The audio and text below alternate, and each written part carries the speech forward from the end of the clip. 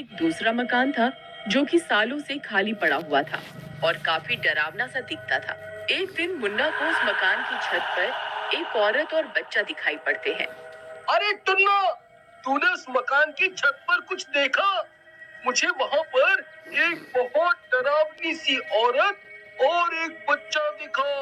अरे छोड़ो ना मुन्ना भैया, शाम को पापा से पूछ लेंगे। वैसे भी कई सालों से तो ये मकान बंद पड़ा है। फिर मुन्ना दीनू से मकान के बारे में पूछता है। अरे पापा, ये सामने वाला मकान किसका है और यहाँ कोई क्यों नहीं रहता? मैंने किसी डरावनी औरत को एक बच्चे के साथ छत पर देखा था। अरे तुम दोनों अपनी पढ़ाई पर ध्यान दो। ये मकान किसका है और यहाँ कोई क्यों नहीं रहता, इससे तुम्हें क्या? वैसे भी हमें यहाँ आए ज्यादा टाइम तो हुआ नहीं, तो मुझे क्या पता यहाँ कौन रहता है या ये घर ऐसा क्यों है। और ये सब फालतू की बातें बंद करो। रोज नई कहानी, गधे कहीं के नालायक। इसके बाद दीनू वहाँ से चला जाता है और फिर मुन्ना और टुन्ना भी बाहर खेलने चले जाते हैं। तभी मुन्ना देखता है कि एक गोपी नाम का गांव वाला नदी में नहा रहा है। अरे वाह वाह वाह वाह, इसे कहते हैं स्विमिंग पूल। ये शहर वालन का देखो, चूहे जैसे गड्ढे में थोड़ा सा पानी डालकर उसी को स्विमिंग पूल कहते हैं। आज तो तबीयत खुश हो गई नदी में नहाकर। सही कह रहे हो अंकल, लेकिन आपने चड्डी क्यों नहीं पहनी है? Shem Shem Shem. तुम दोनों शैतान यहाँ क्या कर रहे हो? चलो भागो, नहीं तो अभी तुम्हारी पिटाई कर दूंगा। अरे अंकल, एक तो नंगे पुंगे घूमते हो और हमें ही डांट रहे हो।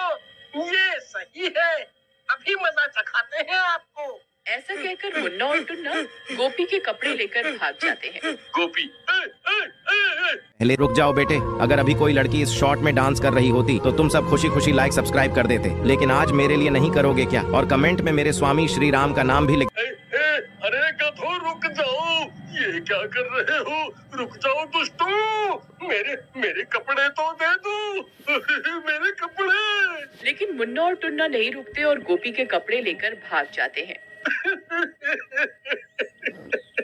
अरे दोनों कहाँ चले गए? अरे मैं अब घर कैसे जाऊंगा? मेरी तो इज्जत ही चली जाएगी पूरे गांव में। हे राम, इन शैतानों ने मुझे कहाँ फंसा दिया?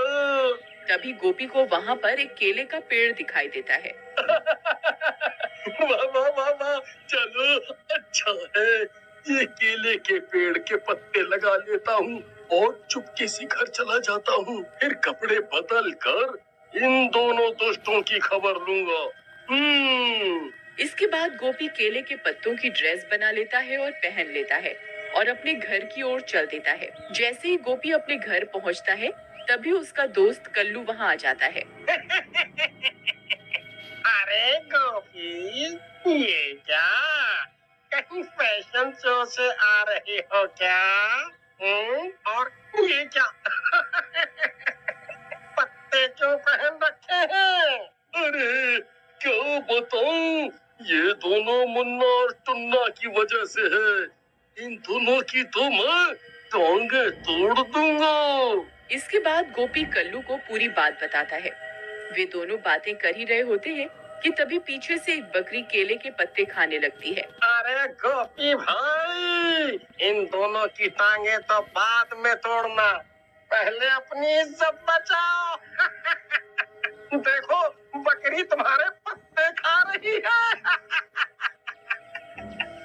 इसके बाद गोपी जल्दी से घर में घुस जाता है। थोड़ी देर बाद गोपी कपड़े पहनकर निकलता है और सीधे मुन्ना और टुन्ना के घर पहुंचता है और दीनू को उनकी सारी बात बताता है। अरे बाप रे, ये दोनों तो सचमुच बहुत शैतान हो गए हैं। गोपी भैया, मैं आपसे माफी मांगता हूँ और इन दोनों नालायकों को घर आने दो। मैं इनकी खबर लूंगा अच्छे से। उस रात दीनू के घर के सामने वाले मकान में अचानक लाइट जलने लगती है और उसकी रोशनी दीनू के कमरे में जाती है।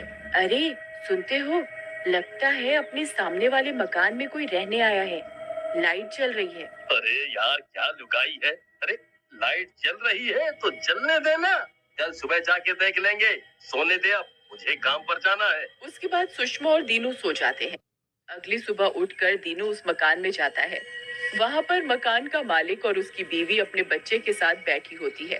अरे भाई साहब, आपने ये मकान लिया है क्या? काफी दिनों से यहाँ कोई नहीं रह रहा था। जी भाई साहब, मैंने ही ये मकान खरीदा है, सस्ता मिल रहा था तो ले लिया। वैसे आप कौन? जी मैं आपका पड़ोसी हूँ और सामने वाला मकान मेरा है। कोई भी काम हो तो बताना, मैं पूरी मदद करूँगा आपकी। उसके बाद दीनू वहाँ से चला जाता है। एक दिन मुन्ना और टुन्ना अपने घर के बाहर खेल रहे होते हैं। तभी उन्हें सामने वाले मकान में एक लड़का दिखता है जो उनकी तरफ काफी देर से देख रहा होता है।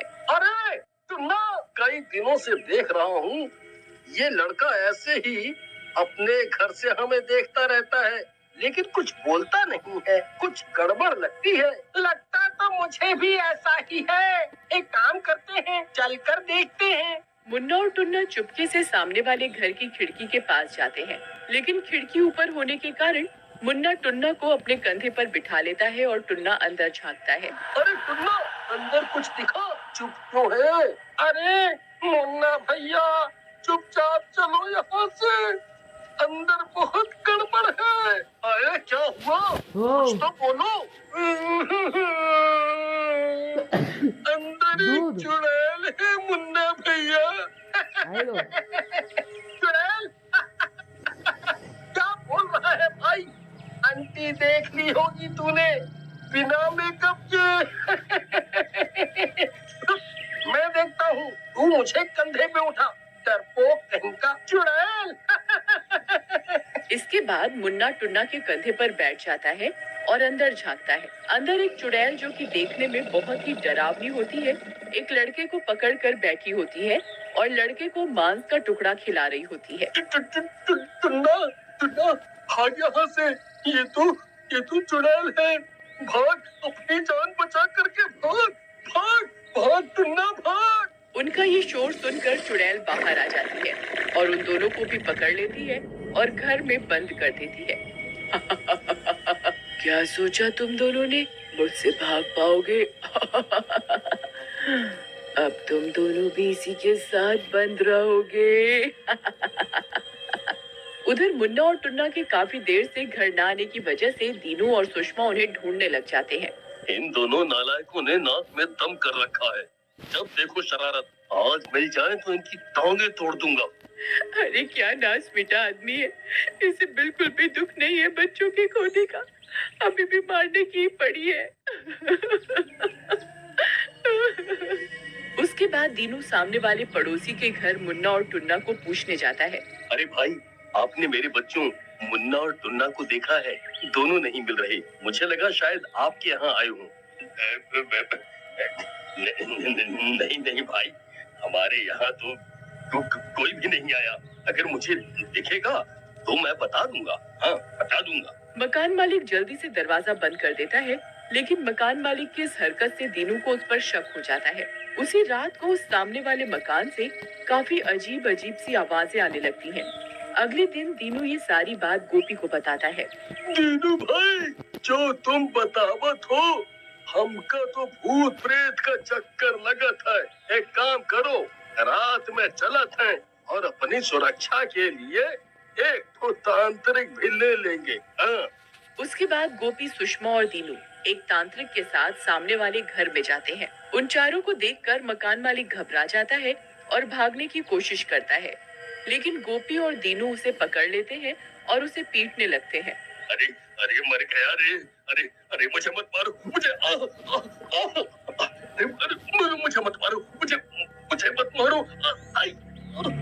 छोड़ दो मुझे। छोड़ेंगे नहीं, छोड़ेंगे। अगर तूने सच नहीं बोला कि क्या चक्कर है और मेरे बच्चे कहाँ हैं? हाँ, मैं बताता हूँ, लेकिन मुझे मत मारो। दरअसल ये चुड़ैल है जो मेरे पीछे पड़ गई है। मुझे ये एक रात जंगल से घर आते समय मिल गई थी। अब मैं जहाँ भी जाता हूँ ये मेरे पीछे पीछे आ जाती है और मेरे बेटे को मार डालने की धमकी देती है। मुझे और मेरे बेटे को बचा लो। वो हर अमावस की रात को बच्चों की बलि देती है। बचा लो, हमें बचा लो। बचा लो। तभी वो चुड़ैल वहाँ आ जाती है। तूने इन लोगों को सब बता दिया। लेकिन तूने क्या सोचा, ये तुझे बचा लेंगे? ये भी अब तेरे साथ ही मरेंगे। दोस्त चुड़ैल, लगता है तुझे कोई सिद्ध महात्मा नहीं मिला है अभी तक। आज मैं तुझे बताता हूँ बच्चों की बलि चढ़ाना क्या होता है। इसके बाद तांत्रिक अपने चिमटे से चुड़ैल के सिर पर वार करता है। चुड़ैल के सिर के 2 टुकड़े हो जाते हैं और वो वहीं जलने लगती है और फिर सब कुछ ठीक हो जाता है। एक बार की बात है, घने जंगल के भीतर